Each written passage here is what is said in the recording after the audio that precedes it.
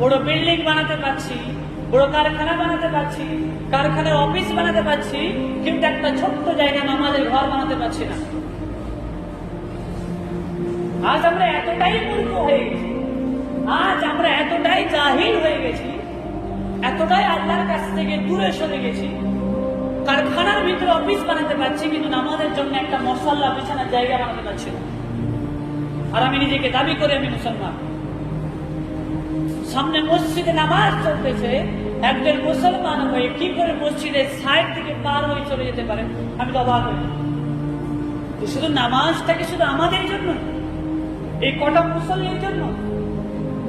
এই পুরো গাব্বারিয়া মল্লিক পাড়ায় এতগুলো মুসলমান আছে, শুধু কি 50 জনের জন্য আল্লাহ পাক নামাজ ফরজ করেছে?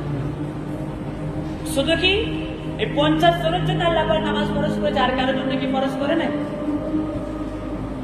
আল্লাহর বান্দা, আমার কাছে এখনো সুযোগ আছে, এখনো সময় আছে, আমি নিজেকে কাজে লাগাই। আপনি যদি বলেন যে আমি আমার কারবারের জন্য বরকত আমার চাই, আল্লাহ পাক আমার উপরে বরকত নাযিল করুন, আল্লাহ পাক আমাকে আল্লাহর রহমতের আড়ালের মধ্যে রাখুন, রহমতের মধ্যে রাখুন, আল্লাহ পাক আমাকে আল্লাহর রহমত থেকে নিরাশ না করে দিক, তাহলে আপনাকে আল্লাহর হুকুমকে সঠিকভাবে পরিপূর্ণভাবে ওয়াক্তের সাথে আদায় করতে হবে। শুধু জুম্মার নামাজ পড়লে হবে না, শুধু জুম্মার নামাজ পড়লে হবে না। আজ দেখেন, একটা ওয়াক্তে নামাজ পড়তে আমাকে 10 থেকে 15 মিনিট টাইম লাগে। আমি যখন আমার ফোন যখন ওপেন করি, যখন ফোন যখন সুইচ অফ করি, বা ফোন যখন ডাটা যখন অন করি, কখন 1 ঘন্টা পার হয়ে যায় আমি নিজে বুঝতে পারি না।